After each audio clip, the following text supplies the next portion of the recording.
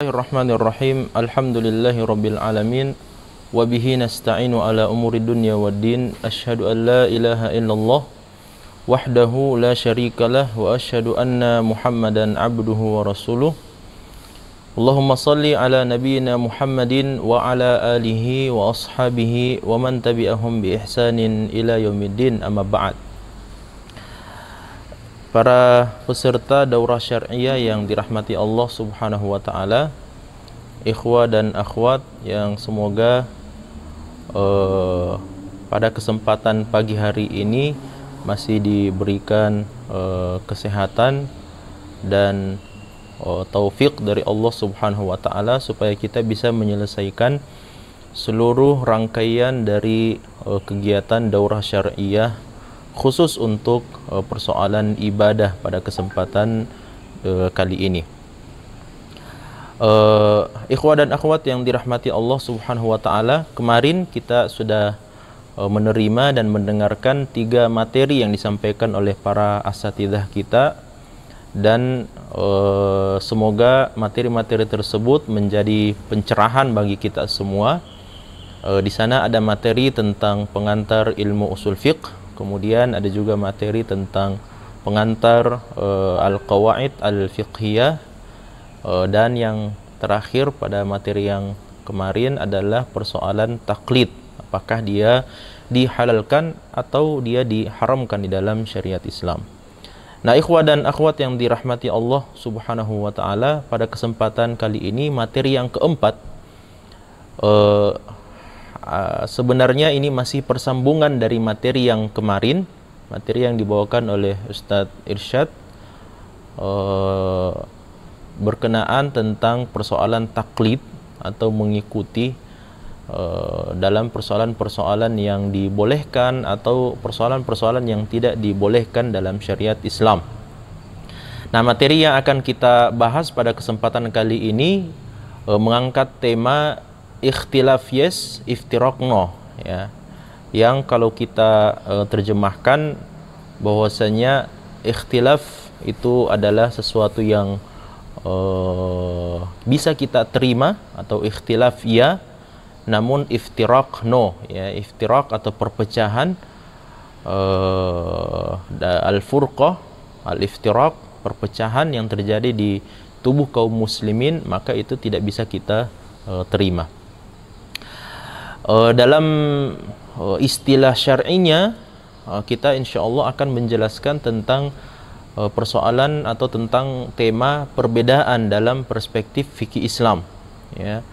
Perbedaan dalam perspektif fikih Islam, ya. Perbedaan apa saja sebenarnya yang ditolerir dalam syariat Islam, dan perbedaan apa yang tidak ditolerir dalam syariat Islam.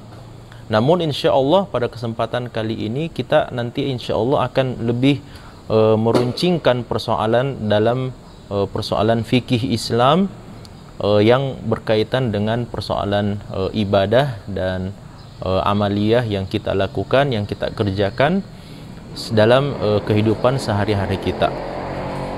Nah, ikhwah dan akhwat yang dirahmati Allah Subhanahu wa taala, sebagai muqaddimah terlebih dahulu, saya minta kepada panitia untuk pindah ke slide yang berikutnya. Taib.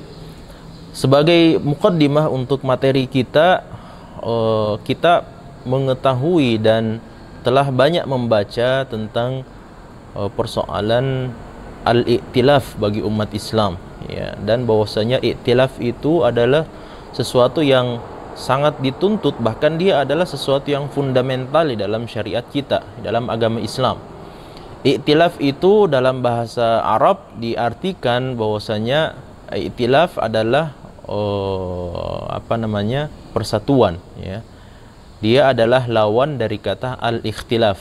Makanya dalam pembahasan para ulama di sana ada fiqih tentang ikhtilaf, ya, bagaimana kita bersikap dan bagaimana kita mengambil aksi terhadap ikhtilaf atau perbedaan, perselisihan yang ada di antara para ulama. Dan di sana ada juga fiqih al-i'tilaf, ya, fiqih al-i'tilaf atau fikih persatuan, yang mana persatuan ini tentu saja adalah salah satu hal yang sangat fundamental dan sangat dituntut di dalam syariat Islam. Nah, di antara urgensi al-i'tilaf bagi umat Islam atau persatuan bagi umat Islam, tentu saja ada banyak dalil ya, ada banyak dalil baik itu di dalam Al-Qur'an ataupun di dalam hadis-hadis Rasulullah sallallahu alaihi wasallam. Di antara contohnya misalnya firman Allah Subhanahu wa taala yang mengatakan wa'tasimu bihablillahi jami'a, dan berpegang teguhlah kalian semuanya dengan tali agama Allah Subhanahu wa taala. Dan ada banyak dalil-dalil di dalam Al-Qur'an, begitu pula di dalam hadis-hadis Rasulullah sallallahu alaihi wasallam. Nah, Imam Al-Baghawi rahimahullah taala mengatakan ba'atsallahu al-anbiya kullahum biiqamatid din wal ulfah wal jamaah. Ya, wa tarki al-furqati wal mukhalafah. Ya, Imam Al-Baghawi rahimahullah taala mengatakan sesungguhnya Allah Subhanahu wa taala mengutus para nabi-nabinya untuk menegakkan agama dan persatuan serta meninggalkan perpecahan dan perselisihan. Ya. Jadi Imam Al-Baghawi menjelaskan bahwasanya dengan ada banyak dalil-dalil yang disebutkan baik itu di dalam Al-Qur'an ataupun di dalam sunnah Rasulullah sallallahu alaihi wasallam, hal itu menunjukkan bahwasanya Allah Subhanahu wa taala menginginkan kepada umat manusia adanya dan terciptanya persatuan dan menegakkan agama Allah Subhanahu wa taala serta mereka bisa bersatu di dalam agama tersebut. Oleh karenanya dalam ayat yang kita sebutkan tadi Allah mengatakan wa'tasimu bihablillah, dan berpegang teguhlah kalian dengan tali agama Allah Subhanahu wa taala. Karena sesuatu yang bisa mempersatukan umat Islam satu-satunya hanyalah agama Allah Subhanahu wa taala. Banyak orang yang berusaha, ikhwan dan akhwat sekalian, untuk mempersatukan kalimat atau mempersatukan kekuatan sebuah kelompok, sebuah nation atau sebuah negara, sebuah bangsa dan seterusnya. Namun kalau persatuan itu dibangun di atas sesuatu yang tidak diridai Allah Subhanahu wa taala, dibangun di atas unsur keduniaan, dibangun di atas unsur agama selain agama Islam, atau dibangun di atas unsur kesukuan dan sebagainya, maka itu semuanya munhar tentu saja. Semuanya bisa binasa dan semuanya bisa runtuh, hancur, berantakan disebabkan karena satu masalah atau satu persoalan yang sepele. Oleh karenanya Allah Subhanahu wa taala mengatakan, menggambarkan tentang bagaimana bentuk persatuan orang-orang kafir, tahsabuhum jami'a wa qulubuhum syatta. Kalian melihat orang-orang kafir itu seakan-akan mereka semuanya bersatu padu melawan agama Islam, melawan Nabi Muhammad, melawan para sahabat, ya, radhiyallahu anhum ajma'in. Namun kata Allah Subhanahu wa taala, hakikatnya wa qulubuhum syatta, hati-hati mereka itu berpecah belah. Tidak pernah terjadi persatuan dan kesatuan di dalam hati mereka. Nah, oleh karena itu satu-satunya yang bisa mempersatukan dan merangkai seluruh unsur yang ada dan seluruh aspek yang ada yang dimiliki oleh umat manusia hanyalah agama Allah Subhanahu wa taala, yaitu dinul Islam. Makanya Allah mengatakan wa'tasimu bihablillahi jami'a, dan berpegang teguhlah kalian semua dengan tali agama Allah Subhanahu wa taala. Syekhul Islam Ibnu Taimiyah rahimahullah taala mengatakan minal qawaid al-azimah allati hiya min jima'id din. Ya, di antara kaidah-kaidah yang paling agung, di mana kaidah tersebut adalah hal-hal yang mengumpulkan seluruh urusan-urusan agama Islam, ta'liful qulub wajtima'ul kalimah wa salahu dzatil bain, yaitu munculnya persatuan, adanya kesamaan, lalu kemudian hati kaum muslimin itu bersatu, saling mencintai antara yang satu dengan yang lain, saling rahmat antara yang satu dengan yang lain, saling kasih sayang antara yang satu dengan yang lain. Fa innallaha ta'ala yaqulu fattaqullaha wa aslihu dzata bainikum. Allah Subhanahu wa taala telah berfirman di dalam surah Al-Anfal, maka bertakwalah kalian kepada Allah, wa aslihu dzata bainikum, dan perbaikilah urusan, perbaikilah silaturahim, dan perbaikilah hubungan kalian, ya, dengan unsur ketakwaan itu tadi, ya. yang dibangun di atas unsur keimanan dan ketakwaan kepada Allah Subhanahu wa taala. Di dalam ayat yang lain Allah mengatakan wa'tasimu bihablillahi jami'an wa la tafarraqu. Ya, dan berpegang teguhlah kalian semuanya dengan tali agama Allah Subhanahu wa taala, wala tafarraqu, dan jangan kalian berpecah belah. Ya. Kemudian Allah mengatakan dalam surah Ali Imran 2 ayat setelahnya, wala takunu kalladzina tafarraqu wakhtalafu min ba'di ma ja'ahumul bayyinat wa ulaika lahum adzabun adzim. Dan jangan kalian seperti orang-orang yang berpecah belah, seperti orang-orang yang bercerai-berai, wakhtalafu, dan saling berselisih, min ba'di ma ja'ahumul bayyinat, padahal mereka telah diberikan al-bayyinat, mereka telah diberikan al-kitab, mereka telah diberikan wahyu oleh Allah Subhanahu wa taala, diberikan ilmu pengetahuan. Namun subhanallah, orang-orang terdahulu ahlul kitab justru mereka berselisih pendapat, justru mereka berpecah belah setelah Allah Subhanahu wa taala mendatangkan al-ilm, mendatangkan dan menurunkan wahyu kepada mereka. Nah, Allah dalam ayat ini melarang kita untuk menjadi orang-orang yang seperti itu, atau mengambil jalan orang-orang yang seperti itu, yang setelah datang penjelasan dari Allah Subhanahu wa taala dan Rasulnya sallallahu alaihi wasallam, telah datang dan diturunkan wahyu kepada kita semua, kepada umat Islam, lalu kemudian justru dengan adanya wahyu itu kita justru berselisih dan akhirnya melahirkan perpecahan, perceraiberaian di antara sesama kaum muslimin. Kemudian beliau mengatakan wa amsalu dzalika minan nusus allati ta'muru bil jama'ati wal i'tilaf, dan ada banyak, kata beliau, ya, nas-nas, dalil-dalil yang semisal dengan apa yang telah disebutkan sebelumnya, yang memerintahkan kita semua untuk senantiasa berjamaah, yang memerintahkan kita semua untuk senantiasa bersatu. Wa tanha 'anil furqati wal ikhtilaf, dan nas-nas yang juga tidak sedikit dalam Al-Quran dan hadis Nabi Sallallahu Alaihi Wasallam yang melarang kita untuk berpecah belah dan berselisih pendapat. Wa ahlu hadzal asl hum ahlul jamaah kama annal kharijina anhu hum ahlul furqah. Dan orang-orang yang senantiasa berpegang dengan jamaah kaum muslimin, senantiasa taat kepada Allah dan Rasulnya, ya, lalu kemudian mereka senantiasa berpegang dengan tali agama Allah dan senantiasa hidup bersama kaum muslimin, ya, maka mereka itulah yang disebut dengan istilah ahlul jamaah, ya, ahlu al-jamaah, orang-orang yang senantiasa berpegang dengan jamaah kaum muslimin. Sebagaimana orang-orang yang keluar dari jamaah tersebut, jamaah kaum muslimin secara umum, maka mereka itu disebut sebagai ahlul furqah, orang-orang yang akan membawa perpecahan, perselisihan yang banyak di tengah-tengah kaum muslimin. Taib. Sehingga kita bisa memahami, ikhwah dan akhwat yang dirahmati Allah Subhanahu wa taala, bahwasanya syariat kita, agama Islam, datang untuk mempersatukan kaum muslimin dan bukan untuk mencerai-beraikan mereka.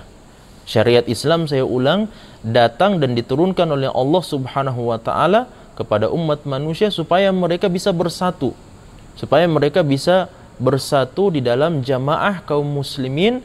Kenapa? Karena persatuan itulah yang akan mendatangkan rahmat Allah Subhanahu wa taala, dan persatuan itulah yang akan mengundang kasih sayang Allah Subhanahu wa taala.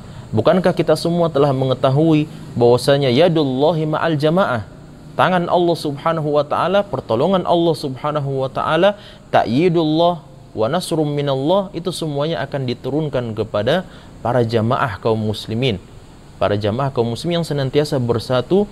Dan kita bisa mengambil contoh yang sangat jelas bagaimana Allah Subhanahu wa taala memberikan sedikit kekalahan kepada Rasulullah sallallahu alaihi wasallam dan para sahabat beliau, ya, ketika sebagian di antara sahabat Rasulullah sallallahu alaihi wasallam ada yang enggan untuk taat terhadap perintah Rasulullah sallallahu alaihi wasallam di dalam peperangan Uhud.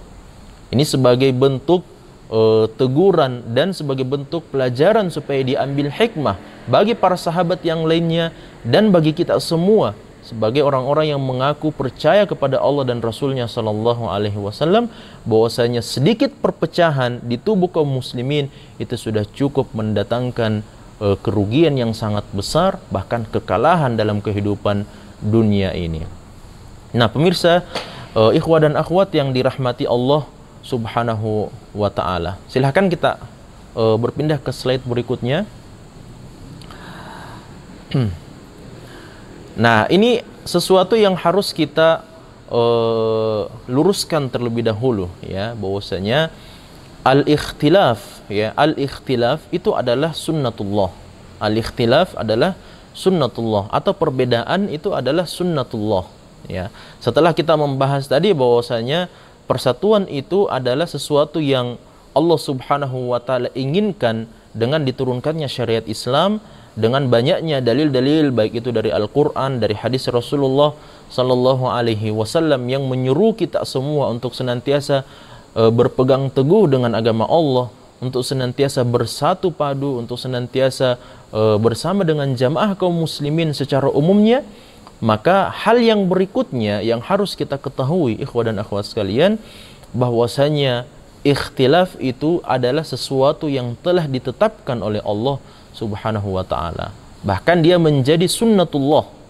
Dia menjadi salah satu di antara ketetapan Allah Subhanahu wa ta'ala yang terus terjadi, ya, sepanjang zaman, bahkan semenjak Allah Subhanahu wa ta'ala, ya, jauh sebelum menciptakan langit dan bumi, ya, Allah Subhanahu wa ta'ala sudah menetapkan bahwasanya yang namanya ikhtilaf itu adalah sesuatu yang menjadi sunnatullah, menjadi sebuah ketetapan dari Allah Subhanahu wa ta'ala.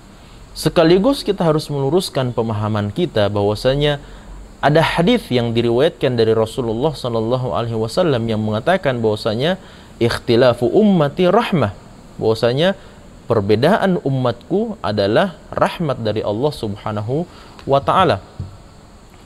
Mungkin secara sepintas kita bisa menerima ucapan ini atau hadis ini, namun subhanallah setelah ditelusuri oleh para ulama kita dan mereka ketahui dan mereka dapatkan bahwasanya perkataan ini ikhtilafu ummati, perselisihan umatku, rahmatun, adalah rahmat dari Allah Subhanahu wa ta'ala, adalah sesuatu yang tidak ada dasarnya sama sekali dalam agama Islam.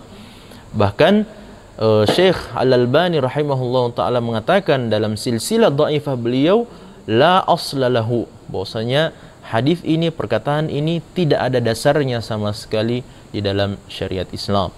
Bahkan lebih jauh daripada apa yang disebutkan oleh Syekh Al-Albani, Ibnu Hazm rahimahullah ta'ala mengatakan bahwasanya ini diantara perkataan-perkataan yang paling aneh, yang sangat tidak bisa diterima oleh akal seorang muslim. Kenapa? Karena kalau seandainya ikhtilaf itu adalah rahmat dari Allah Subhanahu wa ta'ala, maka kebalikannya bahwasanya perbedaan itu, persatuan itu adalah sesuatu yang dibenci oleh Allah Subhanahu wa ta'ala. Ya, itu kebalikannya tentu saja. Kalau kita mengatakan bahwa ikhtilaf itu adalah rahmat dari Allah, kalau begitu persatuan adalah sesuatu yang dibenci oleh Allah Subhanahu wa ta'ala. Dan seperti itu, ya, pemahamannya terhadap pendapat tersebut atau perkataan itu, bahwasanya ikhtilaful ummah rahmatun minallah Subhanahu wa ta'ala. Oleh karenanya kita harus luruskan di sini bahwasanya ikhtilaf atau perbedaan yang ada, perbedaan yang terjadi di antara sesama kaum muslimin, ya, perbedaan yang terjadi di antara para sahabat, perbedaan yang terjadi di antara para ulama tabi'in, atba'ut tabi'in, ulama madhab, dan seterusnya, itu semuanya adalah bagian daripada sunnatullah. Bagian daripada sunnatullah. Dan tidak benar bahwasanya ikhtilaf itu secara zatnya adalah rahmat dari Allah Subhanahu wa ta'ala. Namun, ikhwah dan akhwat sekalian, kalau kita mengatakan bahwa ikhtilaf itu adalah sunnatullah, dan dibalik daripada sunnatullah ini, dibalik daripada ketetapan Allah ini, adanya ikhtilaf, adanya perbedaan yang terjadi di antara para ulama kita, itu membawa rahmat, ya, membawa rahmat, ada hikmah di sana, maka ini bisa kita terima. Maka ini bisa kita terima. Kenapa? Karena setiap sunnatullah, setiap ketetapan yang Allah Subhanahu wa ta'ala telah tetapkan terjadi dalam kehidupan dunia ini, maka pasti ada hikmah di baliknya. Pasti ada hikmah, ada pelajaran, ada manfaat yang boleh jadi kita belum ketahui apa hikmah yang diinginkan oleh Allah Subhanahu wa taala tersebut. Kalau kita ambil contoh misalnya persoalan corona. Persoalan corona COVID-19 ini mungkin sebagian besar manusia saat ini benci dengan kondisi saat sekarang ini. Namun tentu saja dari apa yang kita benci mengenai keadaan yang Allah Subhanahu wa taala perjalankan saat ini, pasti ada hikmah yang sangat besar yang sudah Allah Subhanahu wa taala ketahui dan tetapkan terjadi bagi umat manusia saat ini. Nah, begitu juga dengan persoalan ikhtilaf, perselisihan yang terjadi, perbedaan yang terjadi. Dia adalah sunnatullah, dia adalah ketetapan Allah, dan di balik setiap ketetapan Allah pasti ada saja hikmah, ada saja pelajaran, dan seterusnya dan seterusnya. Nah, kita bisa melihat bagaimana ikhtilaf itu merupakan sunnatullah. Ya, dari mana kita bisa melihat? Coba lihat. Dari firman-firman Allah Subhanahu wa taala dan sabda-sabda Rasulullah sallallahu alaihi wasallam. Di dalam surah Hud ayat yang ke-118, Allah Subhanahu wa taala berfirman, "Walau syaa'a rabbuka laja'alan nasa ummatan wahidah wala yazaluna mukhtalifin."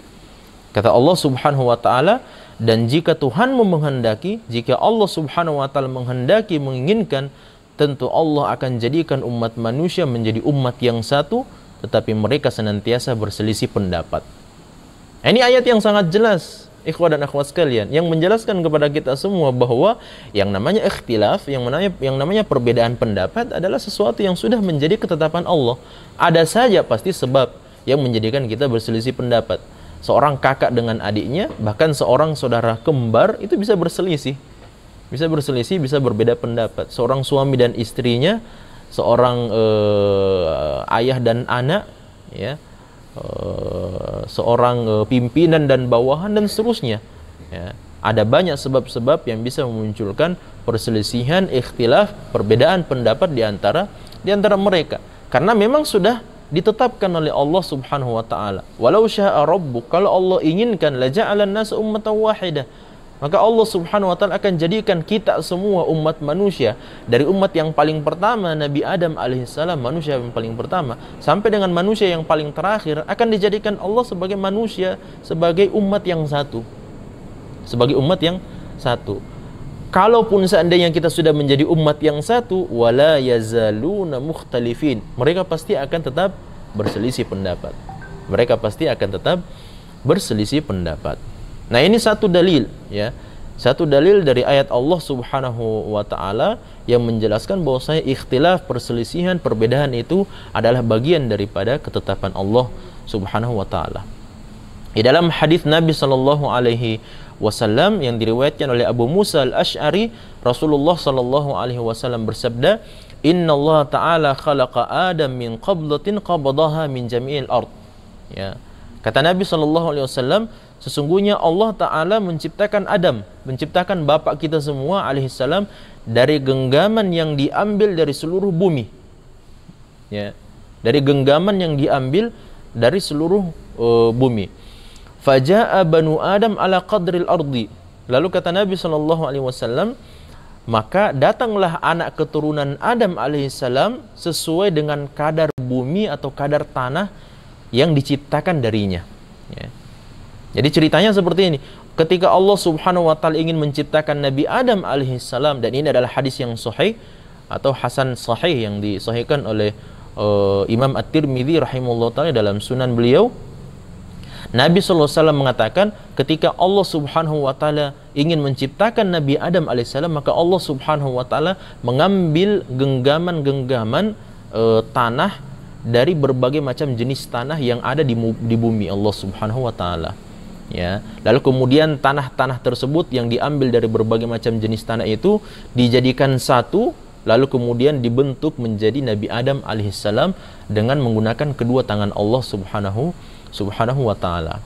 Faja'a banu Adam, maka datanglah kita semua ini, keturunan Nabi Adam alaihissalam, ya, ala qadril ardi, ya, berdasarkan jenis tanah yang memiliki unsur yang dominan pada tubuh kita ini. Ya. Karena kan Nabi Adam alaihissalam mewariskan gen beliau kepada kita sebagai keturunan beliau, sehingga apa? Sehingga unsur-unsur tanah yang bermacam-macam dan berjenis-jenis itulah yang kemudian akan masuk ke dalam tubuh kita dan mendominasi sifat-sifat kita. Faja'a minhumul ahmar wal abyad wal aswad wa baina dzalik. Lalu kata Nabi, karena beda-beda tanahnya ini, karena beda-beda jenis tanahnya ini, maka kata Nabi di antara mereka ada yang berkulit merah, ya, ada yang berkulit merah. Seperti orang-orang yang datang dari Armenia misalnya, seperti Syekh Al-Albani, ya, ulama-ulama yang datang dari tanah tempat kelahiran beliau, kulit mereka memang berwarna merah, ya. Ada yang berkulit merah, ada yang berkulit putih, ya, ada yang hitam, ya, dan ada yang diantaranya, ya, mungkin kita sebagai warga Asia atau Asia Tenggara, mungkin ini yang dimaksud oleh Nabi SAW. Ada yang diantaranya, ya, warna kulit mereka ada yang diantara warna merah, ada yang diantara putih, ada yang diantara putih dan hitam, ya, seperti kita inilah, ya. Juga kata Nabi SAW, was-sahlu wal haznu wal khabithu wat tayyib. Ya, ada juga yang membawa sifat yang berbeda-beda berdasarkan tanah yang berbeda-beda itu juga. Ada yang mudah perawakannya, ya, mudah dipinjami uang, ya, mudah dicandai, mudah dibuat marah, ya. Pokoknya dia kehidupannya mudah, ya. Ada juga yang sulit, ya. Kita buat apapun di depannya itu sulit dia untuk ketawa, ya. Kenapa? Karena memang sudah perawakannya seperti itu, sudah tabiatnya seperti itu, ya. Ada juga yang keji, subhanallah. Ada yang membawa sifat-sifat, ya, kekejian yang luar biasa di dalam tubuhnya, di dalam jiwanya. Dan ada juga orang yang memang sudah sejak lahir, ya, dia membawa sifat yang baik, ya, dia membawa sifat yang baik. Nah, perbedaan-perbedaan ini atau hadis ini menjelaskan kepada kita semua bahwasanya perbedaan-perbedaan yang ada di antara umat manusia, bahkan sampai pada unsur-unsur yang paling kecil sekalipun, ya, perbedaan dari sisi jenis tanah yang darinya kita tercipta, lalu kemudian sifat-sifat kita yang berbeda-beda, perawakan kita yang berbeda-beda, bahkan sampai kulit kita pun juga yang berbeda-beda. Itu menunjukkan bahwasanya ikhtilaf, perbedaan itu adalah bagian daripada sunnatullah, bagian daripada ketetapan Allah Subhanahu wa ta'ala. Taib. Slide berikutnya. Ikhtilaf, ya, perbedaan itu bahkan juga pernah terjadi kepada para nabi Allah Subhanahu wa ta'ala, kepada para sahabat dan para ulama kita, ya. Nah, coba kita ambil contoh bagaimana ikhtilaf atau perselisihan, perbedaan yang terjadi di antara para nabi Allah Subhanahu wa ta'ala, ya. Satu contoh yang disebutkan dan diabadikan oleh Allah Subhanahu wa ta'ala dalam Al-Qur'an pada surah Al-Anbiya ayat yang ke-78 sampai 79. Allah Subhanahu wa ta'ala berfirman, "Wa Dawud wa Sulaiman idh yahkumani fil harthi idh nafashat fihi ghanamul qaumi wa kunna li hukmihim syahidin." Kata Allah Subhanahu wa ta'ala, dan ingatlah tentang kisah Dawud dan Sulaiman, ya. Nabi Dawud dan Nabi Sulaiman ini tentu saja dua di antara nabi-nabi Allah Subhanahu wa ta'ala, ya. Plus Nabi Dawud ini adalah sang bapak, sedangkan Sulaiman adalah sang anak, ya. Nah, kedua orang nabi Allah Subhanahu wa ta'ala ini, ikhwah dan akhwat sekalian, disebutkan dan dikisahkan cerita mereka oleh Allah ketika keduanya memberikan keputusan mengenai ladang, karena ladang itu dirusak oleh kambing-kambing milik kaumnya. Kemudian kata Allah, fafahamnaha Sulaimana wa kullan atayna hukman wa ilman wa sakharna ma'a Dawud al-jibal yusabbihna wat-tayra wa kunna fa'ilin, ya. Maka kami memberikan pengertian kepada Sulaiman tentang hukum yang lebih tepat, dan kepada masing-masing kami berikan hikmah dan ilmu, maksudnya kepada Nabi Sulaiman dan bapak beliau Nabi Dawud alaihissalam. Dan kami tundukkan gunung-gunung dan burung-burung, semua bertasbih bersama Dawud, dan kamilah Allah yang melakukan itu semua. Nah, ikhwah dan akhwat yang dirahmati Allah Subhanahu wa ta'ala, para ulama kita diantaranya Syekh As-Sa'di rahimahullah ta'ala dalam kitab tafsir beliau secara ringkas menjelaskan bahwa apa makna dari dua ayat ini.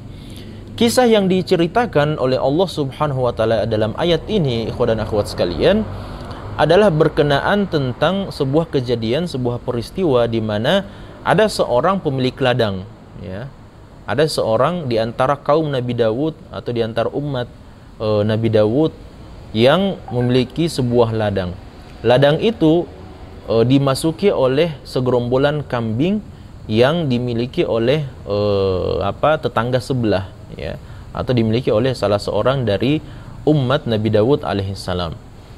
Nah, setelah diketahui di malam hari, ternyata subhanallah ladang yang dimiliki oleh oleh orang tersebut, ternyata di pagi harinya, keesokan paginya dilihat ternyata ladangnya sudah hancur, sudah berantakan, ya, sudah diobrak-abrik oleh sekawanan kambing tersebut. Maka kedua orang ini, si pemilik ladang dan si pemilik kambing ini, kemudian datang kepada Nabi Dawud alaihissalam untuk meminta keadilan, dan meminta keputusan dan hukum dari Nabi Dawud, dari syariat Nabi Dawud alaihissalam pada saat itu. Maka disebutkan bahwasanya Nabi Dawud memberikan hukum bahwasanya kambing-kambing yang telah mengobrak-abrik ladang dari orang tersebut itu harus diberikan kepada si pemilik ladang sebagai bentuk ganti rugi, ya, sebagai bentuk ganti rugi, ya. Kenapa? Karena si pemilik kambing ini tidak menjaga dengan baik kambing-kambingnya, gembalaannya di malam hari, sehingga dia harus memberikan ganti rugi kepada si pemilik ladang yang telah bersusah payah mengurus, merawat ladangnya sendiri. Namun ternyata satu malam saja itu sudah diobrak-abrik dan dirusak oleh kawanan kambing tersebut. Nah, setelah keluar dari dari tempat kediaman Nabi Dawud alaihissalam, Nabi Sulaiman datang. Dia sebenarnya ingin berkunjung kepada bapak beliau, kepada Nabi Dawud alaihissalam. Namun ternyata setelah ketemu di jalan oleh orang-orang tersebut, ditanyakan kepada mereka. Nabi Sulaiman bertanya, apa kebutuhan kalian kepada bapak saya, kepada Nabi Dawud alaihissalam? Maka diceritakan. Lalu kemudian Nabi Sulaiman bertanya kepada mereka, apa yang bapak saya, apa yang Nabi Dawud alaihissalam berikan keputusannya terhadap kalian. Maka diceritakan keputusannya seperti apa. Lalu kemudian Nabi Sulaiman mengatakan, berkomentar bahwasanya menurut saya seperti ini dan seperti ini. Akhirnya dua orang, si pemilik ladang dan si pemilik gembala kambing ini, kembali kepada Nabi Dawud alaihissalam dan menceritakan hukum yang disampaikan oleh Nabi Sulaiman. Karena menurut mereka apa yang disampaikan oleh Nabi Sulaiman itu jauh lebih adil dan jauh lebih baik dibandingkan dengan hukum yang diberikan oleh Nabi Dawud alaihissalam, ya. Makanya di dalam ayat yang ke-79 Allah mengatakan fafahamnaha Sulaiman, maka kami berikan pemahaman kepada Nabi Sulaiman terhadap masalah tersebut, dan hukum yang diberikan oleh Nabi Sulaiman itu jauh lebih baik dibandingkan dengan hukum yang diberikan oleh Nabi Dawud alaihissalam. Apa hukum yang diberikan oleh Nabi Sulaiman? Nabi Sulaiman mengatakan bahwasanya gembalaan kambing tersebut itu silahkan diambil manfaatnya oleh pemilik ladang, ya, diambil manfaatnya, diambil bulunya atau diambil susunya dan seterusnya, dimanfaatkan, ya. Lalu kemudian di saat yang sama si pemilik kambing itu dia harus dia harus bercocok tanam di ladang yang dimiliki oleh si pemilik ladang tersebut. Nah, setelah dia bercocok tanam, lalu kemudian tumbuhannya itu sudah tumbuh, barulah kemudian kambing-kambing itu dikembalikan kepada si pemilik kambing tersebut. Nah, inilah hukum yang diberikan oleh Nabi Sulaiman yang subhanallah ternyata jauh lebih baik dan jauh lebih afdal dibandingkan dengan hukum yang diberikan oleh Nabi Dawud. Keduanya tentu saja adalah hukum yang baik karena keduanya datang dari Nabi Allah Subhanahu wa taala. Namun Allah Subhanahu wa taala lebih memilih dan lebih Allah Subhanahu wa taala lebih memberikan pemahaman yang lebih baik kepada Nabi Sulaiman, kepada sang anak, dibandingkan dengan hukum yang diberikan oleh Nabi Dawud alaihissalam. Kita bisa melihat bahwasanya ternyata dari kisah ini kita bisa memahami bahwa sampai para nabi sekalipun juga berselisih pendapat. Sampai para nabi pun juga berselisih pendapat, ya, tentang bagaimana cara menyelesaikan ya masalah yang disampaikan oleh umat mereka. Nabi Daud dan Nabi Sulaiman adalah contoh nyata dan diabadikan kisahnya oleh Allah Subhanahu wa taala di dalam Al-Qur'an. Taib, kisah yang lainnya misalnya ya perselisihan yang terjadi di antara para sahabat.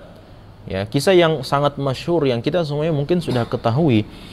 Ketika Rasulullah SAW selesai dari peperangan Ahzab, Nabi SAW memerintahkan beberapa orang sahabat beliau untuk pergi kepada Bani Quraidah pada saat itu, sekumpulan atau sekawanan orang-orang Yahudi yang hidup di kota Madinah, untuk melihat bagaimana kondisi mereka. Jangan sampai mereka ingin memberontak juga kepada Rasulullah SAW dan para sahabat di dalam kota Madinah pada saat itu. Namun kata Rasulullah, beliau memberikan pesan kepada orang-orang yang diutus itu. Beliau mengatakan, la yusalliyanna ahadun al-asra illa fi Bani Quraidah. Janganlah salah seorang di antara kalian yang salat asar ya sebelum dia sampai di Bani Quraidah. Ya. Subhanallah, ternyata di siang hari para sahabat kemudian menjalankan perjalanan. Orang-orang yang diutus oleh Nabi SAW itu ternyata di tengah jalan masuk waktu sholat asar. Nah, pada saat itu mengingat apa yang diperintahkan oleh Nabi, jangan sampai ada yang sholat asar sebelum sampai di Bani Quraidah. Sebagian sahabat akhirnya mengatakan, kalau begitu ya kita harus ya mematuhi perintah Rasulullah Sallallahu Alaihi Wasallam, sehingga kita tidak boleh sholat kecuali sudah sampai di tujuan. Ya, jam berapapun itu kita sampai, nanti kita sholat asar di sana. Nah, sebagian sahabat yang lain mengatakan tidak. Maksud perkataan beliau adalah jangan kita sholat asar ya sebelum kita sampai di Bani Quraidah. Maksudnya kita harus cepat-cepat sampai ke sana. Kita harus cepat-cepat sampai ke sana. Kalau bisa sebelum sholat asar kita sudah sampai di Bani Quraidah. Kenapa? Karena saking gentingnya masalah pada saat itu. Ya, saking urgennya masalah pada saat itu sehingga Nabi memesankan kepada para sahabat utusan tersebut harus cepat sampai ke sana.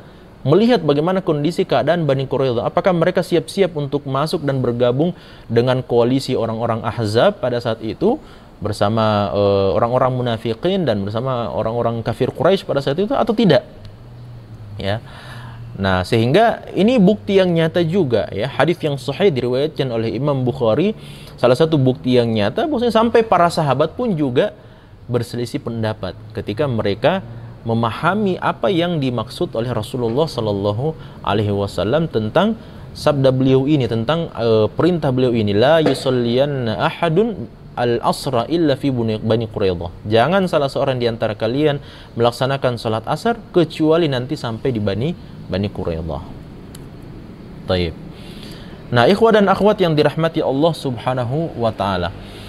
Oleh karena itu, kalau kita melihat bagaimana para nabi-nabi Allah Subhanahu wa taala berselisih pendapat, lalu kemudian para sahabat pun juga berselisih pendapat, sehingga sangat masuk akal sekali kalau orang-orang yang berada di bawah tabaqah mereka, orang-orang yang berada di bawah tingkatan para nabi Allah, ya, orang-orang yang berada di bawah tingkatan para sahabat yang mendapatkan gemblengan langsung dari Nabi Shallallahu Alaihi Wasallam, ya, maka mereka lebih masuk akal lagi untuk berselisih pendapat.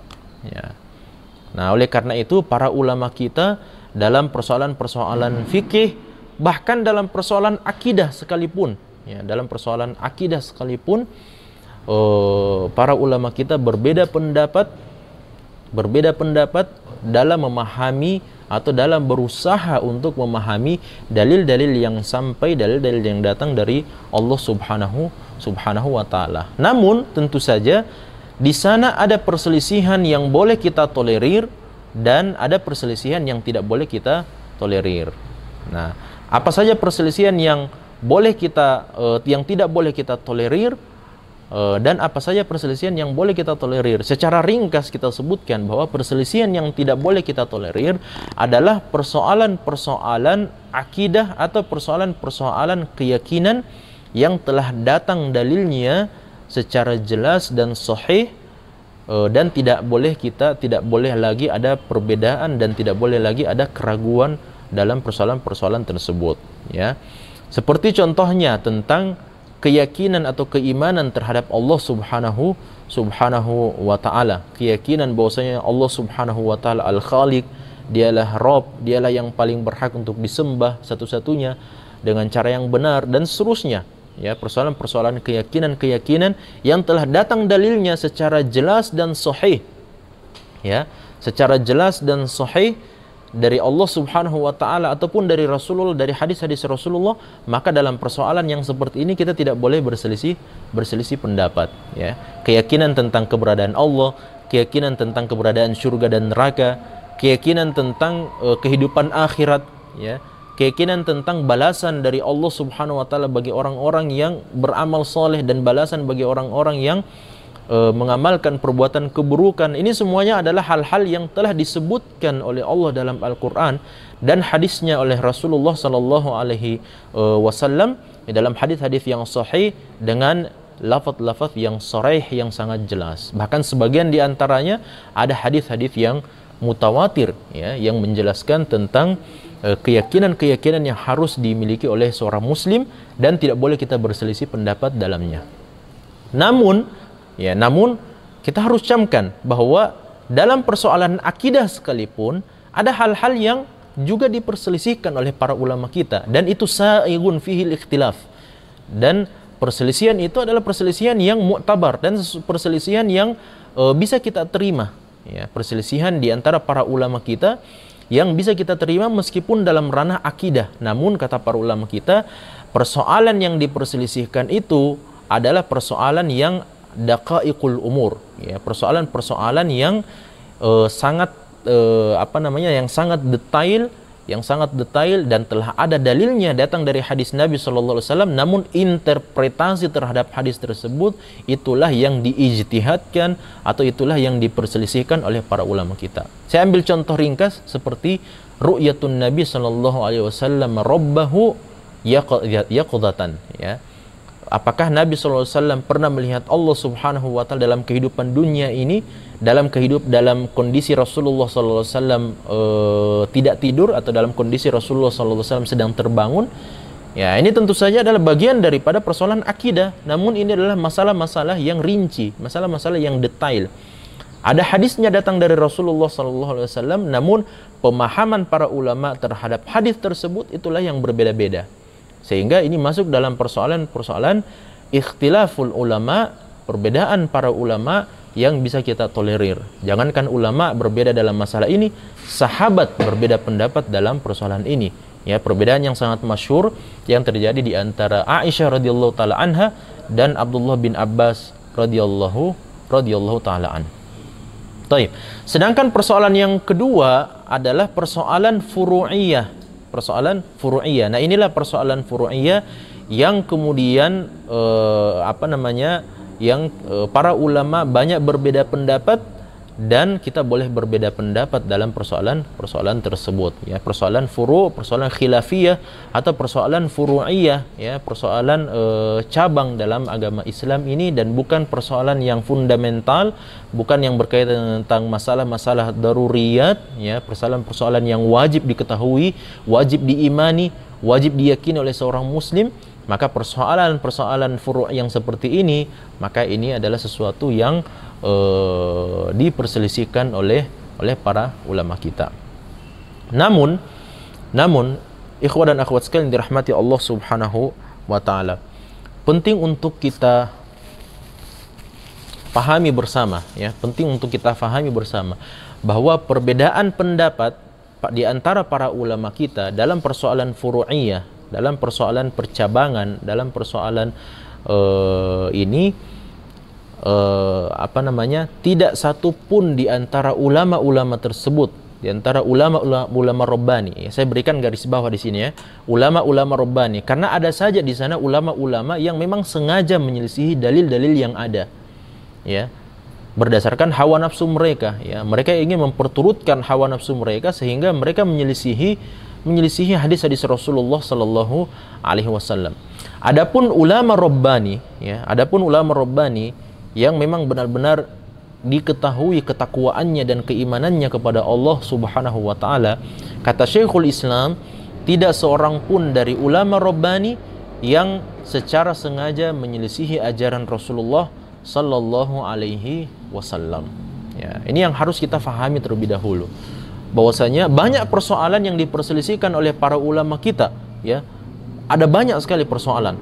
Namun harus kita fahami bersama bahwa tidak satupun dari ulama Rabbani tersebut yang berselisih pendapat dalam masalah-masalah itu secara sengaja, ya, secara sengaja ketika mereka menyampaikan ajaran mereka atau ketika mereka menyampaikan pendapat mereka kepada murid-murid mereka, Imam Abu Hanifah, Imam Malik, Imam Syafi'i, Imam Ahmad, tidak satupun dari ulama-ulama Rabbani, baik itu imam mazhab ataupun selain daripada imam mazhab, ada banyak imam, ada banyak ulama kita, maka tidak satu orang pun yang secara sengaja ketika mereka menyampaikan pendapat mereka, secara sengaja mereka ingin menyelisihi ajaran yang dibawa oleh Rasulullah sallallahu alaihi wasallam. Kenapa? Karena mereka memahami dengan baik dan meyakini dengan baik kewajiban untuk mengikuti Rasulullah sallallahu alaihi wasallam. Di samping itu, mereka juga meyakini bahwa setiap orang dapat diterima dan ditolak pendapatnya kecuali Rasulullah sallallahu alaihi wasallam. Semua pendapat Rasulullah sallallahu alaihi wasallam itu wajib diterima, ya. Kalau dia adalah datang dari hadis yang sahih, maka itu semuanya wajib untuk diterima dan tidak boleh ditolak sedikit pun dari ajaran Rasulullah sallallahu alaihi wasallam. Ini yang dipahami oleh para ulama kita. Namun di sana ada banyak sebab yang menjadikan mereka menyelisihi hadis-hadis Rasulullah sallallahu alaihi wasallam. Ada banyak sebab, ya. Nah, Syekhul Islam Ibnu Taimiyah mengatakan bahwasanya sebab-sebab itu, sebab sebagian akan kita sebutkan nanti kenapa para ulama sampai berselisih pendapat, ya. Sebagian sebab-sebab tersebut, ya, ada 3 sebab umum di mana mereka dari 3 sebab inilah mereka kemudian berselisih pendapat. Yang pertama adalah karena mereka tidak meyakini bahwa Rasulullah bersabda demikian. Dengan sebab-sebab yang diterima oleh para ulama kita tentu saja akan kita sebutkan nanti. Yang kedua adalah mereka para ulama tidak meyakini bahwa hadis itu berkaitan dengan masalah yang diperselisihkan. Yang ketiga adalah meyakini bahwa hukum hadis itu telah dihapus oleh hadis yang lainnya. Ini 3 sebab umum, ya, yang menjadikan kenapa ada di antara ulama kita sampai menyelisihi hadis-hadis Rasulullah sallallahu alaihi wasallam yang sahih. Taib. Mari kita lihat ada beberapa sebab-sebab yang menjadikan para ulama kita sampai berbeda pendapat, ya. Yang pertama adalah boleh jadi perselisihan para ulama itu disebabkan karena belum sampainya hadis Nabi kepadanya. Belum sampainya hadis Nabi kepada ulama tersebut, ya. Seperti kisah Umar bin Khattab tentang hadis isti'zan. Umar bin Khattab tidak mengetahui tentang adanya hadis Nabi Shallallahu alaihi wasallam yang memerintahkan kalau kita meminta izin kepada seseorang untuk masuk dan bertamu ke rumahnya sebanyak 3 kali dan tidak diberikan izin, maka hendaknya kita kembali. Ini hadis Nabi dan sahih, ya, diriwayatkan dari Abu Musa al-Asy'ari radhiyallahu taala anhu, namun tidak diketahui oleh Umar bin Khattab. Ya, sahabat Nabi yang mulia, khalifah yang kedua saja tidak mengetahui beberapa hadis Rasulullah sallallahu alaihi wasallam atau belum sampai kepada beliau hadis Nabi sallallahu alaihi wasallam tersebut. Apalagi orang-orang ulama-ulama Rabbani yang datang beberapa ratus tahun setelah wafatnya Rasulullah sallallahu alaihi wasallam. Sangat masuk akal sekali kalau ada di antara ulama kita yang berpendapat atau ditanya tentang sebuah masalah, beliau berpendapat sekadar ilmu pengetahuan beliau, namun ternyata ada hadis Nabi Shallallahu Alaihi Wasallam yang belum sampai kepada beliau, ya, dan menyelisihi apa yang menjadi pendapat beliau pada saat itu. Contoh yang lainnya seperti Imam Malik dan hadis puasa Syawal, ya. Hadis puasa Syawal, Imam Ibn Abdul Bar mengatakan boleh jadi Imam Malik belum mendengarkan atau belum sampai kepadanya tentang hadis keutamaan puasa Syawal 6 hari di bulan Syawal. Sampai-sampai Imam Malik rahimahullah mengatakan bahwasanya puasa Syawal itu dimakruhkan, ya. Itu dimakruhkan, ya. Kenapa? Karena boleh jadi hadis tersebut padahal hadisnya Bukhari Muslim loh. Man shama ramadhana thumma atba'ahu sittan min Syawal kana kasiyamid dahri, ya. Ini menurut Imam Ibn Abdul Bar, boleh jadi Imam Malik belum sampai kepada beliau hadis tersebut, ya, ma'asyuhrati hadzal hadis. Padahal hadis ini adalah hadis yang sangat masyhur, ya. Tapi kenapa Imam Malik menyelisihi dan mengatakan bahwasanya puasa Syawal itu hukumnya makruh? Ya, kenapa? Karena boleh jadi salah satu alasannya karena belum sampai memang hadis itu kepada beliau. Sebab yang kedua, hadis Nabi boleh jadi telah sampai kepadanya namun datang dari jalur yang lemah. Ya, datang dari jalur yang lemah, ya. Sebagaimana beberapa hadis yang diriwayatkan oleh Imam Asy-Syafi'i rahimahullah taala diriwayatkan oleh beliau dari guru beliau yang bernama Muhammad bin Ibrahim. Dan Muhammad bin Ibrahim ini guru Imam Syafi'i menurut ulama hadis adalah rajulun dhaif. Seorang perawi yang dhaif meskipun beliau adalah guru dari Imam Syafi'i. Ya. Bukan karena persoalan beliau guru Imam Syafi'i itu bukan bukanlah seorang yang berilmu atau bukan karena beliau adalah orang awam, akan tetapi beliau memang laisa min ahli hadis, ya. Beliau tidak memiliki kecakapan dalam persoalan ilmu hadis. Dalam bidang yang lain subhanallah, akan tetapi dalam bidang-bidang ilmu hadis, ya, sama seperti Asim ibnu Abin Najud atau Asim bin Bahdalah, ya, perawi qiraat Al-Quran, ya. Sebagaimana yang biasa disebut riwayat Asim an Hafs an Asim, ya, riwayat Hafs an Asim. Asim yang dimaksud di sini adalah Asim bin Bahdalah atau Asim ibnu Abin Najud. Dalam ilmu qiraat beliau adalah imam. Kita angkat tangan, ya, alal aini war ra'si. Kita terima riwayat beliau sebagai riwayat yang mutawatirah dalam persoalan Al-Quran. Tapi dalam persoalan hadis, dalam persoalan riwayat hadis, maka beliau dikatakan sebagai rajulun soduq atau rawin soduq, ya. Riwayat beliau sedikit agak rendah dibandingkan dengan riwayat ulama yang lainnya. Bahkan riwayat beliau masuk dalam kategori hadis yang dihasankan oleh para ulama kita. Baik. Makanya kita temukan ada beberapa pendapat di antara ulama madhab yang mengatakan beliau menta'liq pendapat beliau dalam beberapa masalah dengan mengatakan qauli fi hadhil mas'alah, pendapat saya dalam masalah ini seperti ini, ya, seperti ini. Wa hunaka haditsun kadza wa kadza, akan tetapi di sana saya pernah mendengar ada hadis seperti ini, seperti ini, seperti ini. Idza shahhal haditsu fa huwa qauli, ya. Ulama itu mengatakan kalau seandainya hadis itu sahih, maka itulah pendapat saya. Tinggalkan pendapat yang barusan saya sebutkan ini, ya. Yang barusan saya sebutkan ini, kenapa? Karena kalau seandainya hadis itu yang saya sampaikan ini adalah hadis yang sahih, ya, maka itulah pendapat saya. Ya, pendapat saya harus mengikut kepada hadis Nabi Shallallahu Alaihi Wasallam. Taib. Di antara sebab perbedaan ulama yang lainnya adalah adanya syarat-syarat lain dalam menerima sebuah hadis, ya. Para ulama kita ketika mereka menerima hadis-hadis yang datang dari Rasulullah, karena adanya kemungkinan hadis-hadis itu diriwayatkan dari jalur-jalur yang lemah, sehingga sebagian ulama ada yang mempersyaratkan dengan beberapa buah syarat, seperti menyesuaikan makna hadis dengan Al-Quran dan hadis yang lainnya, ya, atau perawi hadis itu haruslah seorang yang faqih, ya, seorang yang faqih memahami persoalan fikih apabila ia menyelisihi kaidah-kaidah usul fiqh, ya. Nah, ini syarat-syarat yang diterapkan oleh sebagian ulama kita ketika mereka ingin menerima hadis-hadis yang datang dari Rasulullah Sallallahu Alaihi Wasallam.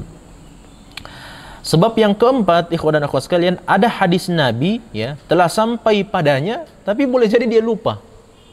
Ya, boleh jadi ulama itu lupa, subhanallah. Apakah ada yang seperti itu? Ada. Ya. Ya, contohnya seperti kisah Umar dan Ammar bin Yasir. Ya, secara ringkas, pernah Umar bin Khattab ditanya oleh seseorang, wahai Umar, wahai Khalifatul Muslimin, bagaimana hukumnya kalau kita sementara safar lalu kita junub, padahal kita tidak dapat air, apa yang harus kita lakukan? Kata Umar bin Khattab, beliau berfatwa pada saat itu. Beliau berfatwa annahu la yusalli hatta yajidal ma. Kata Umar bin Khattab, dia tidak boleh salat pada saat itu. Kalau masuk waktu salat, tidak boleh dia salat karena dalam keadaan junub dan tidak dapat air hatta yajidal ma, sampai dia menemukan air. Nanti dia ketemu air, baru dia mandi junub, lalu setelah itu dia melaksanakan ibadah salat qadha. Ya.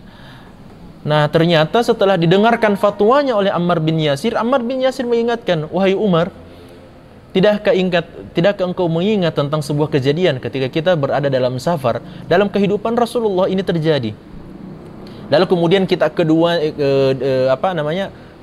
kita berdua junub dalam safar itu, lalu kemudian engkau tidak engkau tidak melaksanakan ibadah salat, sedangkan saya berguling-guling di pasir, ya, karena menganggap bahwasanya mandi junub itu bisa diganti dengan tayammum. Ya, lalu kemudian dilaporkan kepada Nabi SAW akhirnya mengajarkan bagaimana cara tayammum bagi orang yang tidak mendapatkan air untuk mandi wajib padahal dia dalam keadaan junub. Nah, ternyata subhanallah diingatkan oleh Ammar bin Yasir bahwasanya Umar bin Khattab radhiyallahu anhu telah mengetahui hadis tersebut, akan tetapi beliau lupa.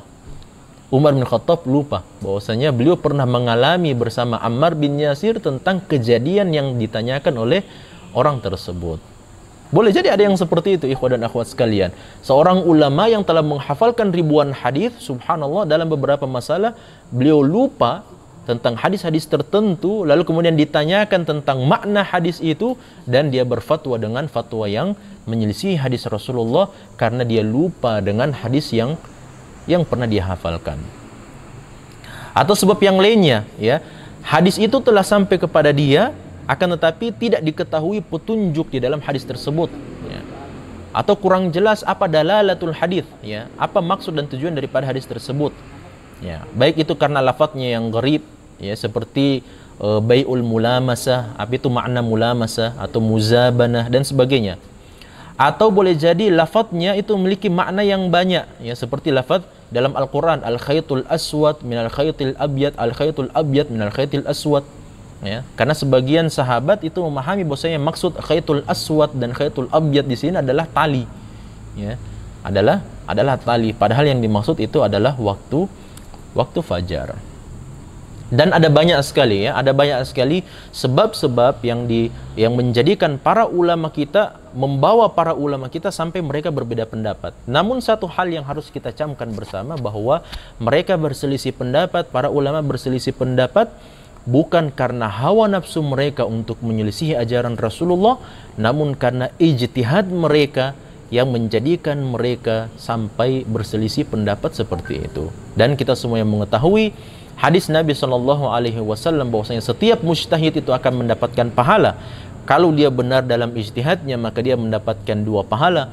Kalau dia keliru dalam ijtihadnya, maka dia mendapatkan pahala ijtihadnya saja.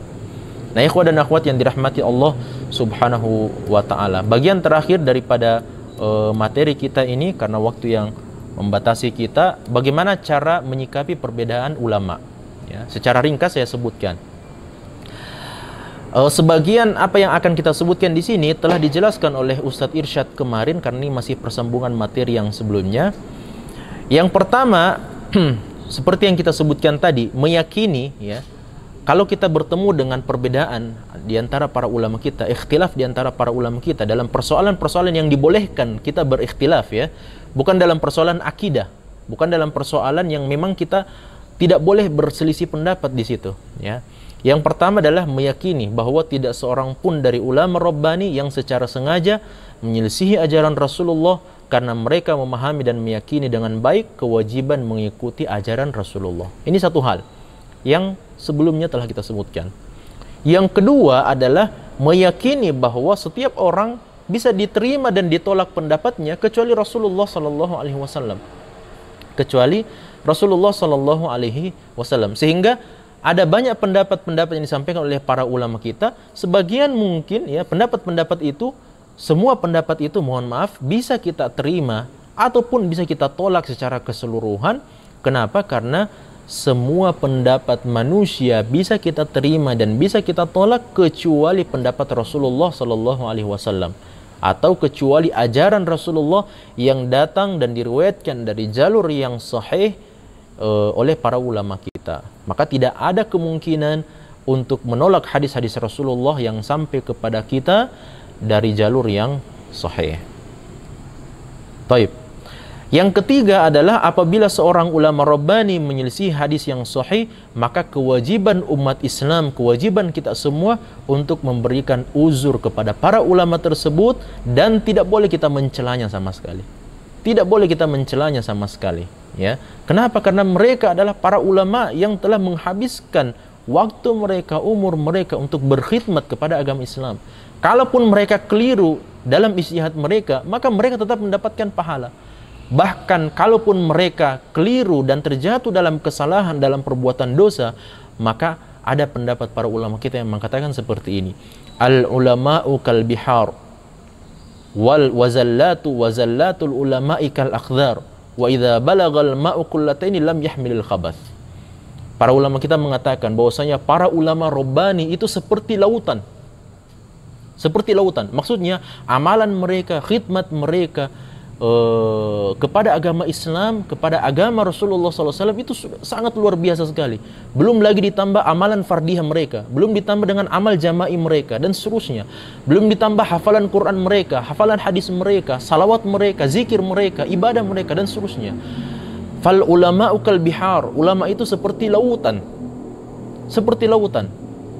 Wa zallatul ulama'i kal akhdhar, dan kekeliruan, ketersalahan, ya, penyelisihan ataupun dosa-dosa yang dimiliki oleh para ulama-ulama Rabbani itu seperti noda, seperti akhdhar, seperti noda-noda. Wa idza balagal ma'u qullataini, kalau air itu sudah sampai 2 kullah, kata Nabi SAW, lam yahmil khabath, maka tidak akan mungkin air itu dimasuki oleh najis, lalu kemudian najis itu merubah air yang sangat banyak itu menjadi najis secara keseluruhan. Apalagi kalau sampai ulama tersebut adalah ulama Rabbani, ya, yang telah memberikan khidmat yang luar biasa hebat, dan tidak akan mungkin bisa dilupakan dalam sejarah panjang kehidupan umat manusia. Taib. Yang berikutnya, cara menyikapi perbedaan yang terjadi di antara ulama, ikhwah dan akhwat sekalian, bahwa yang dimaksud dengan perbedaan pendapat, ya, atau perbedaan ulama dalam pembahasan kita ini atau dalam bab ini adalah perbedaan pendapat mereka dalam persoalan furu', ya, dalam persoalan furu' seperti yang kita sebutkan di awal tadi, atau dalam masail ijtihadiyah, atau dalam masail ijtihadiyah. Apa itu masail ijtihadiyah? Masail ijtihadiyah adalah masalah atau masalah-masalah yang terdapat 2 dalil atau lebih dalam masalah tersebut yang zahirnya bertolak belakang. Ya, zahirnya sepertinya ada banyak hadis atau ada 2 hadis yang datang dari Nabi Shallallahu Alaihi Wasallam, kedua-duanya sahih dan zahirnya itu bertolak belakang. Ya, maka para ulama dalam masalah tersebut, dalam persoalan ini, menyikapi hadis-hadis yang seperti ini, mereka bisa saja berselisih pendapat. Kenapa? Karena mereka masing-masing berijtihad untuk memahami hadis-hadis tersebut sesuai dengan kadar pemahaman dan kadar keilmuan mereka. Contohnya, al-jahru bil basmalah, ya, menjaharkan basmalah dalam ibadah salat. Ya. Para ulama berselisih pendapat. Ada yang mengatakan memang tidak boleh dibaca itu basmalah, seperti Imam Malik. Ada yang mengatakan tidak dibaca dalam salat-salat basmalah itu dibaca secara jahar. Ada yang mengatakan dibaca tapi tidak dijaharkan, akan tapi disirkan, seperti pendapat Imam Ahmad, ya. Pendapat Imam Syafi'i mengatakan dijaharkan, ya, basmalah itu dalam ibadah salat kita.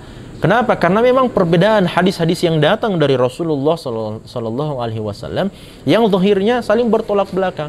Makanya para ulama berselisih pendapat ketika mereka memahami bagaimana cara mereka memahami hadis-hadis yang bertolak belakang ini. Atau masail ijtihad itu adalah masalah-masalah yang tidak ada dalil yang sahih dan jelas atau sharih, seperti keluarnya najis dari selain 2 jalur. Ya, kita misalnya lagi jalan, tiba-tiba dari tubuh kita ini keluar najis misalnya. Keluar najis atau keluar darah misalnya, tapi bukan dari 2 jalur, bukan dari dubur atau dari kubul yang jelas hukumnya. Ya. Oleh karena itu ini perbedaan pendapat atau diperselisihkan oleh para ulama kita. Atau masalah yang terdapat dalil namun tidak ada kesepakatan di antara para ulama. Seperti yang kita ambil contoh nanti tadi, apakah Nabi Muhammad pernah melihat Allah Subhanahu wa taala dalam keadaan tidak tidur, ya. Ini diperselisihkan oleh para ulama kita. Ada dalilnya, ya, ada dalilnya dari Nabi sallallahu alaihi wasallam, namun diperselisihkan oleh para ulama kita tentang pemahaman terhadap dalil-dalil tersebut. Yang kelima, Cara menyikapi perbedaan ulama adalah apabila seorang muslim memiliki kadar ilmu untuk membandingkan antara pendapat ulama berdasarkan dalil, maka wajib atasnya untuk mentarjih berdasarkan kadar ilmunya, karena Allah memerintahkan kita untuk kembali kepada Al-Quran dan Sunnah pada persoalan yang diperselisihkan. Karena kewajiban seorang muslim adalah mengikuti dalil, sedangkan pendapat-pendapat ulama membantu kita untuk memahami dalil tersebut. Namun bukan berarti kita mendatangkan pendapat yang baru menyelisihi pemahaman ulama salaf. Ini harus kita fahami dengan baik.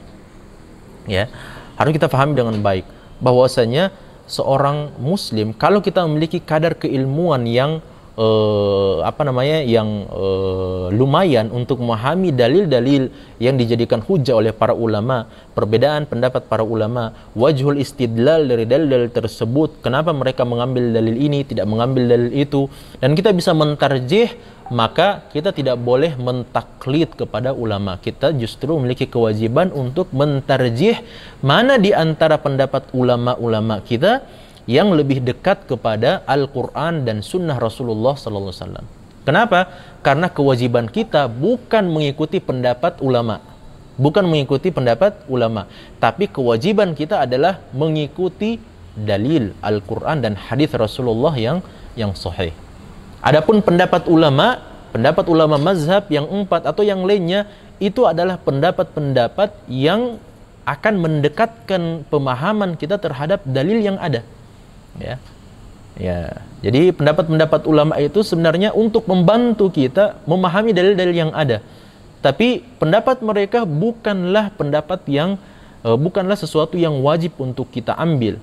Kenapa? Karena yang wajib kita ikuti adalah Al-Quran dan Sunnah Rasulullah Sallallahu Alaihi Wasallam. Nah, cuman di sini harus kita berikan garis bawah, karena sekarang lagi viral kan di tengah masyarakat. Ada yang mengatakan, kata Ustadz, tidak perlu kita mengikuti pendapat ulama mazhab. Yang wajib kita ikuti itu adalah dalil. Yang wajib kita itu adalah dalil. Ya. Ini sudah betul. Yang wajib untuk kita ikuti itu adalah dalil. Pendapat-pendapat ulama itu membantu kita untuk memahami dalil-dalil tersebut. Kalau kita belum memiliki ilmu alatnya untuk memahami dalil tersebut, maka ada pendapat ulama yang mendekatkan pemahaman kita karena kita ini orang awam. Tapi kalau kita sudah mendalami ilmu syar'i puluhan tahun dan kita sudah memiliki ilmu alat untuk memahami dalil-dalil tersebut dan kita sudah bisa mentarjih di antara dalil-dalil tersebut, maka silahkan kita mentarjih di antara pendapat para ulama mana yang lebih dekat dengan Al-Quran ataupun Sunnah Rasulullah Sallallahu Alaihi Wasallam. Plus harus digarisbawahi, bukan berarti kalau kita sudah bisa mentarjih, bukan berarti kita yang hidup di abad yang ke-14 ini mendatangkan pendapat yang baru yang menyelisihi pendapat para ulama yang telah disebutkan oleh para ulama salaf kita. Apalagi kalau sampai menyelisihi metode dan manhaj yang diajarkan oleh para salafus saleh. Ya. Meskipun ini adalah pembahasan yang telah dijelaskan oleh para ulama kita, bagaimana hukumnya mendatangkan pendapat yang baru yang menyelisihi pendapat-pendapat yang telah disebutkan oleh para ulama salaf kita, ini adalah pembahasan yang dibahas oleh para ulama kita, namun kita tidak bisa menjelaskan lebih rinci karena keterbatasan waktu kita. Taib. Yang paling terakhir, 4 poin terakhir, apabila kita tidak memiliki kadar ilmu syar'i yang mumpuni, maka kewajiban kita adalah bertanya kepada para ulama yang dikenal keilmuannya dan ketakwaannya. Nah, ini mirip-mirip dengan pembahasan taklid kemarin, ya. Kalau kita adalah orang awam, tidak punya kadar ilmu syar'i yang mumpuni, tidak ada ilmu alat, tidak faham bahasa Arab dan seterusnya, maka silahkan kita bertanya. Kewajiban kita adalah bertanya kepada para ulama. Allah berfirman, fas'alu ahla dzikri in kuntum la ta'lamun. Bertanyalah kepada ahlu dzikir, orang-orang yang berilmu, orang-orang yang faham, para ulama rabbani, apabila kita tidak mengetahui sebuah permasalahan.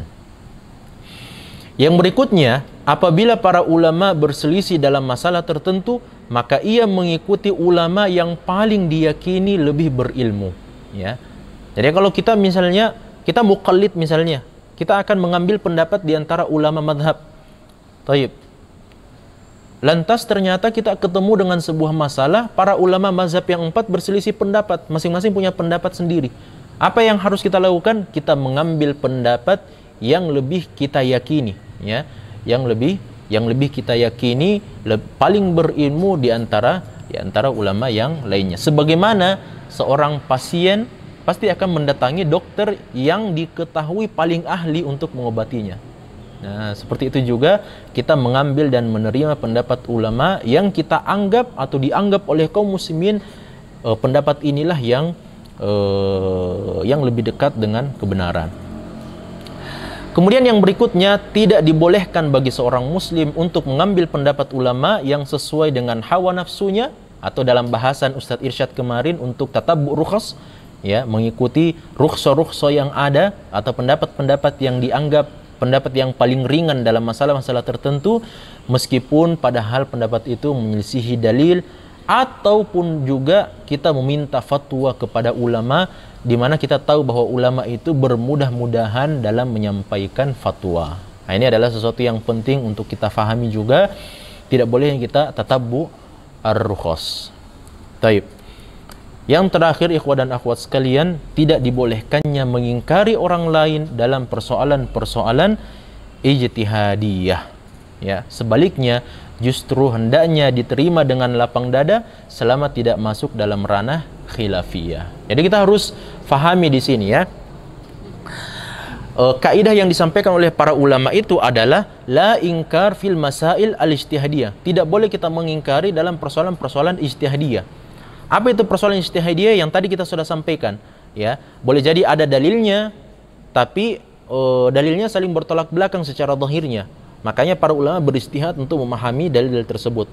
Ataukah memang tidak ada dalil sama sekali, persoalan itu baru datang, baru terjadi pada saat ini, ya. Seperti misalnya masalah Covid, ya, hukum merenggangkan soft. Nah, ini kan dibangun di atas ijtihad para ulama. Tidak ada dalil yang sahih dan sahih menjelaskan masalah itu.